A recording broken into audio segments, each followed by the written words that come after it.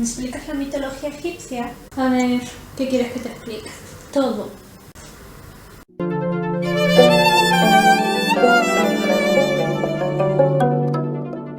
Hola mis brujitos, ¿qué tal? Bueno, hoy os vengo a traer el mito egipcio de la creación. Los egipcios tenían varios mitos sobre cómo surgió el mundo, y todos ellos eran perfectamente válidos, por lo que hoy os vengo a traer el más destacado de estos. Según quien te lo cuente, el protagonista podía ser Re o podía ser Atum, conocido por los egipcios como Itemu. Yo os lo voy a contar con Re, ya que de los dos es el dios que más me gusta. Bien, en un principio se encontraba solamente el Num, el océano primordial. De él nacieron dos cosas. Por un lado, Re, que se hizo a sí mismo, y el Benben, que se trata del montículo primigenio de tierra. Re se encontraba solo, pero pese a ello pudo crear a sus dos hijos, Shu y Tefnut.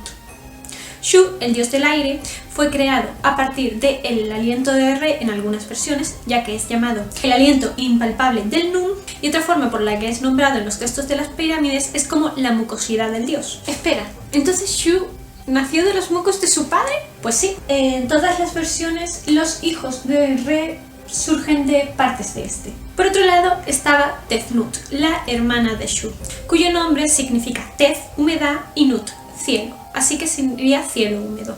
Era la diosa de la humedad, también asociada con el rocío y las lluvias. Aunque ella, a diferencia de su hermano, surgió de... se me ha ido de la cabeza. ¿Este también ha nacido de algo de Re? Sí, obviamente. Mierda, no me acuerdo. Empezaba por eso, eso me acuerdo. ¿Sangre? No era sangre. Joder. Ya sé, de saliva. Surgió a partir de la saliva de Re. Encontramos también otras versiones diferentes sobre cómo surgieron Shu y Tefnut. Una de ellas es, ahora sí, lo que estabais pensando antes, ya que el pobre Re estaba solo, no había nadie más y le apetecía divertirse un poco. En otras, gracias a esto, es como se producen las estrellas. En la mitología griega, la Vía Láctea surge de la leche de Hera y en la mitología egipcia, de la leche de Re. Bueno, no está mal. Por el contrario, encontramos también una versión muy graciosa con Itemu, en la que dice que este creó a Shu y a Tefnut después de tragar su propio semen y escupirlo. Que no consigo imaginarme exactamente cómo hizo esto, a menos que Itemu fuera familiar de estos egipcios de aquí. Recapitulando, actualmente tenemos tierra, tenemos mar, tenemos el sol, tenemos un aire que podemos respirar y tenemos la humedad que producirá la lluvia. Un ambiente perfecto para la aparición de la raza humana.